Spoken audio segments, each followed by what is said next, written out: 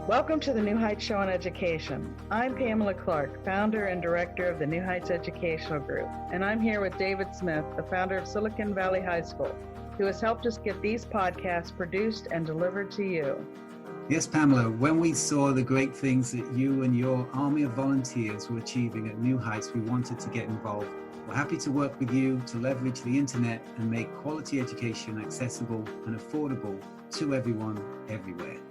Thank you, David. We appreciate Silicon Valley High School helping us to get these podcasts out to the hundreds of thousands of listeners from all over the world.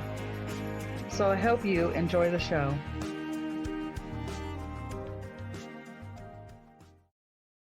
Hello, everyone. This is Charlotte, your host for the New Heights Show on Education. Give thanks always. I want to encourage you, especially for our children.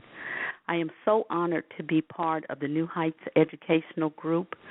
The mission of the New Heights Educational Group, Incorporated, is to promote literacy for children and adults by offering a range of educational support services.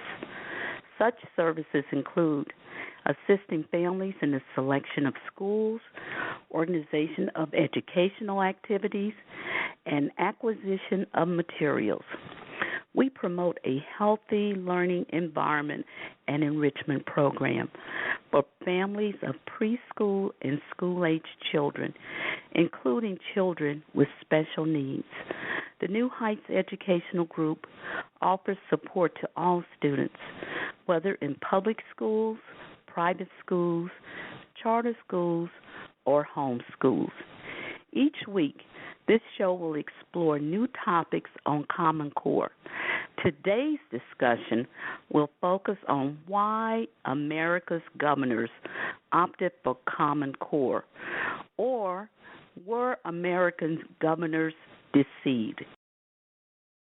Right now, you might be struggling through your classes or even failing them. You might be worried that you may not finish high school. There might have even been a thought that you may not be smart enough. Well, the New Heights Educational Group begs to differ. We not only think you are smart enough, but with our help, you will complete your high school diploma.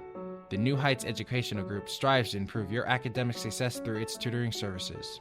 To learn more, please visit newheightseducation.org and contact us. New Heights Educational Group, educational resources to help reach your goals.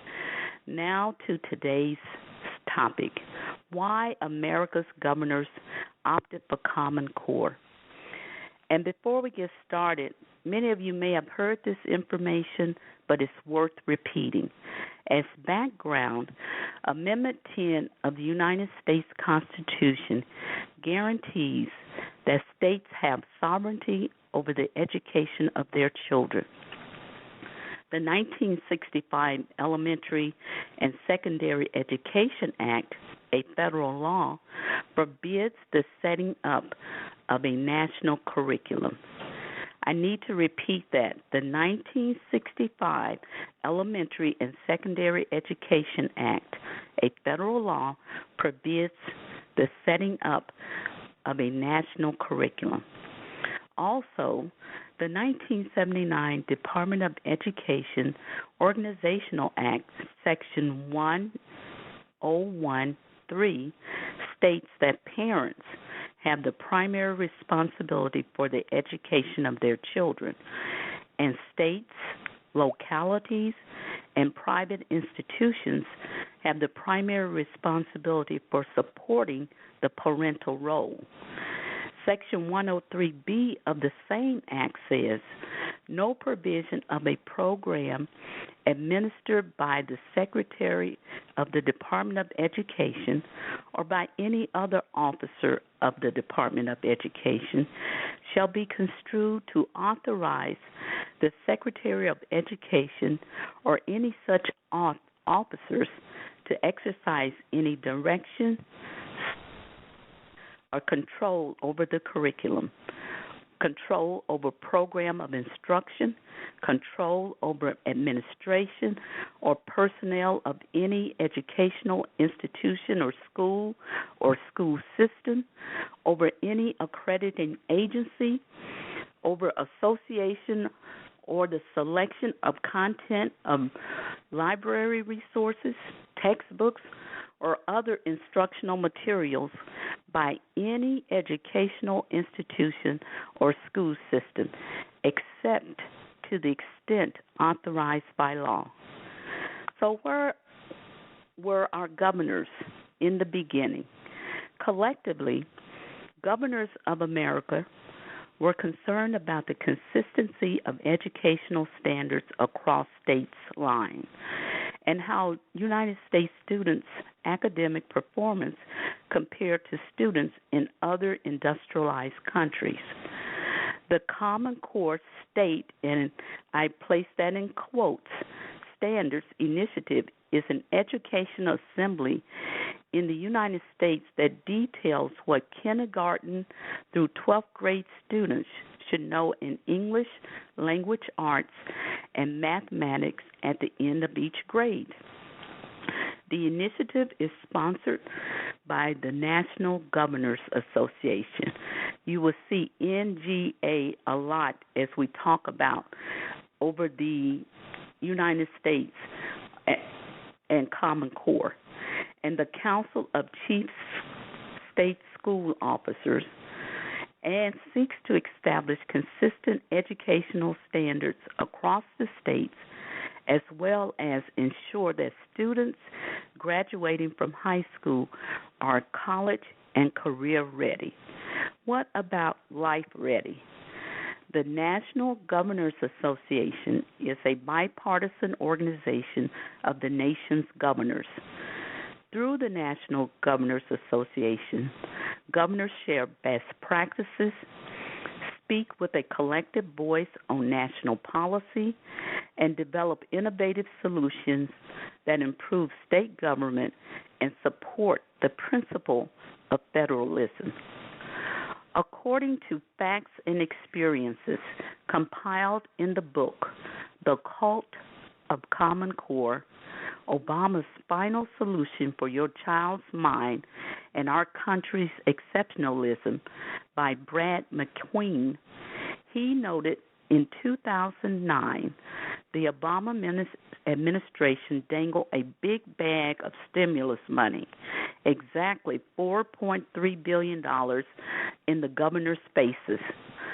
The money was supposed to target shovel-ready jobs, infrastructure improvements such as highways and bridges, and to save teachers' jobs.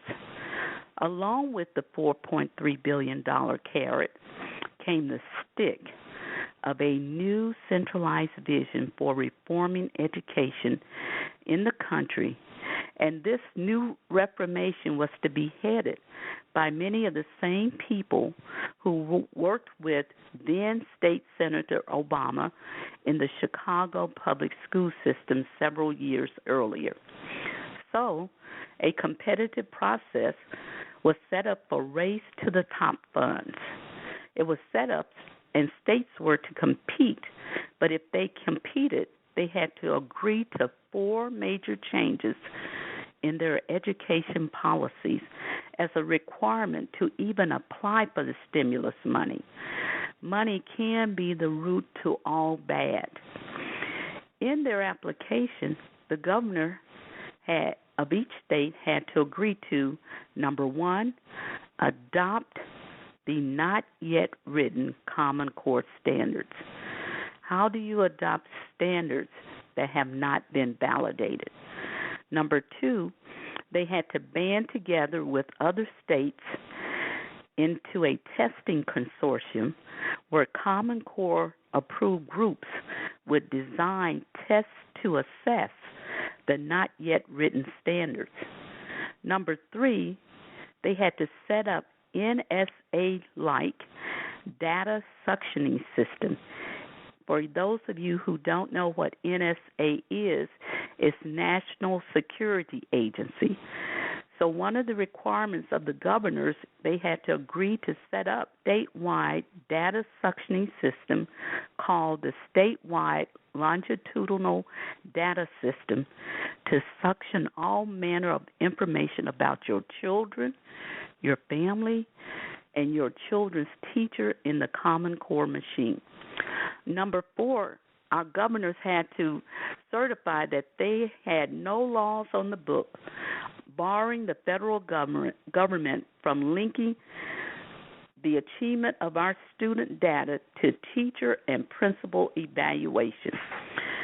Further, to entice states even the more, the United States Department of Education also planned to award an extra $5.6 billion in additional grants through several federal programs to states that fall in line with the current administration's plans to fundamentally transform education in our country. In addition, the United States Department of Education also gave for Common Core the opting out waivers that would exempt states from certain conditions of burdensome federal education regulations and their penalties like those in No Child Left Behind. So, with the Great Recession of 2008, cash-strapped states who had targeted education departments for cost-saving cutbacks, in 2009, 46 governors opted for and agreed to adopt the yet-to-be-written Common Core standards. Standing strong against federal coercion, and we need to give these governors a shout-out, were the governors of Alaska, Texas, Nebraska, and Virginia. They refused to opt into the Common Core plan. Remember, before Common Core came along, each state created its own academic standards that spelled out what every child should know by the end of each grade. Not only were adults concerned, but children are now concerned about Common Core. And what I want you to do now is listen to what children have to say about Common Core. There's nobody from Washington or in Columbus telling the local school district what the curriculum ought to be. It's purely local control. Governor Kasich is not telling the truth. He says House Bill 487 fixed all the problems with Common Core. Somehow, they all forgot about the most important part of education, the children. You see, Governor Kasich and Ohio lawmakers put a protection in House Bill 487 for districts, schools, and teachers. They can't be punished by the park scores next spring. They call it safe harbor. They all agree that the Common Core park tests aren't good enough to grade the grown-ups, but they are good enough to punish us, the children. Governor Kasich, whose kids go to a private school, says he doesn't know if the park test is any good. But the Ohio Department of Education just signed a new 4-year contract with Park. The State Board of Education announced that the test scores won't even be back till spring of 2016, but my district says that the park test scores will be used to place kids in math and reading classes. They say I have to pass the park reading test, or I'll get held back in 3rd grade. Somebody is not telling the truth. Ohio students can't afford to lose another year of education to this experiment. Governor Kasich, listen to our parents. Honor your oath to protect all Ohio children. By signing House Bill 597, you can stop this abuse. But will you, Governor?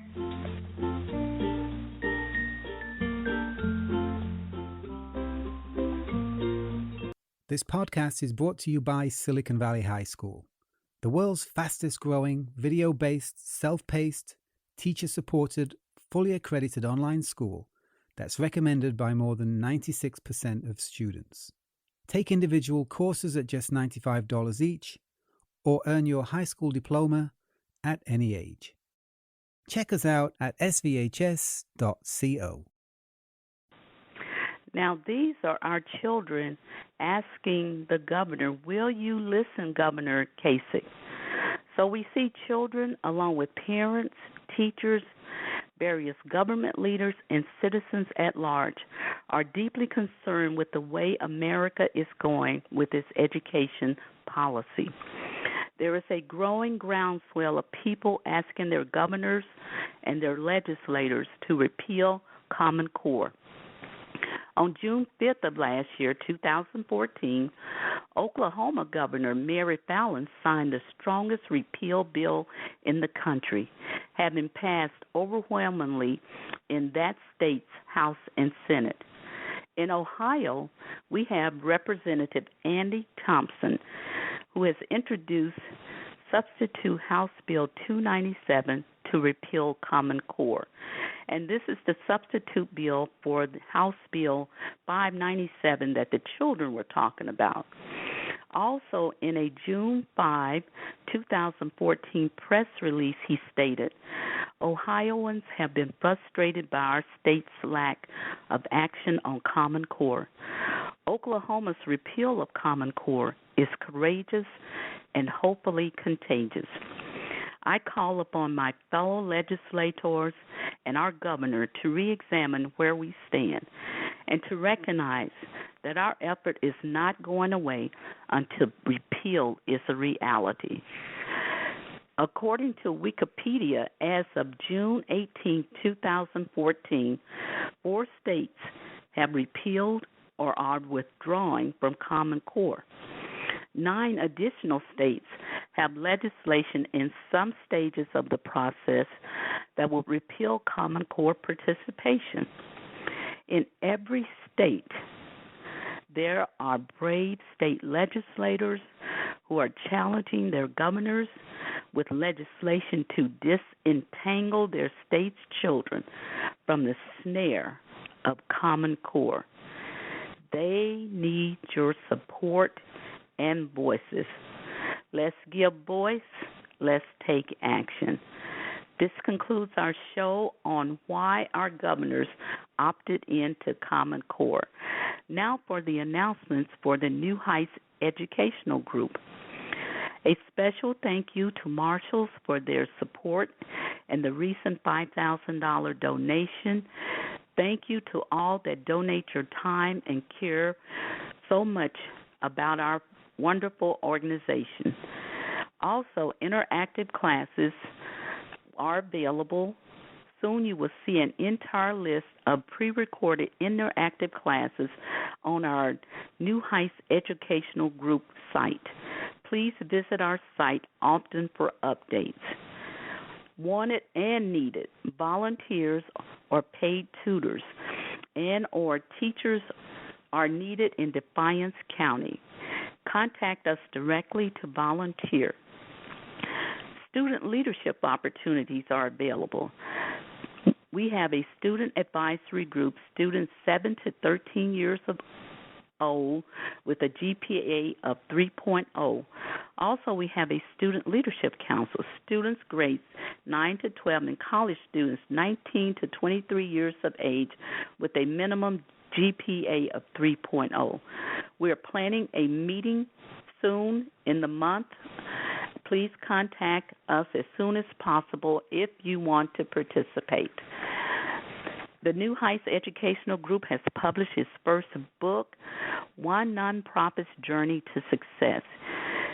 It is an inspiring story of the New Heights Educational Group and its rise as a nonprofit organization. Please visit our site for information on how you can purchase this inspiring book. The New Heights Educational Group has partnered with Everyone On to bring low-cost internet service and computer costs to families in need, along with discovering free courses to help you learn how to use the computers. You can visit us at www.everyoneon.com/New Heights Education to learn more about Everyone On, or contact New Heights Educational Group at the New Heights Education at yahoo.com or call 419-786-0247. The New Heights Educational Group has partnered with the Second and Seven Foundation, a 501c3 nonprofit organization based in Columbus, Ohio. Headed by former Ohio State football players Lou Fickle, Ryan Miller, and Mike Fable, the foundation promotes literacy by giving free books to kids in need. The program began in Central Ohio and now reaches across the United States. Part of the program, student athletes visit second graders, read to them, and give each of them a free new book provided by the foundation to take home. New Heights Educational Group student Tyler Spangler will be an ambassador and is an ambassador for this program. We want to thank you and invite the audience to tune in next week for Thankful Thursday show with another topic on Common Core. See you next week. We hope you enjoyed today's show. Don't forget to rate us and follow us on your podcast player. Check out our show page, radio.newheightseducation.org, for monthly announcements and other happenings.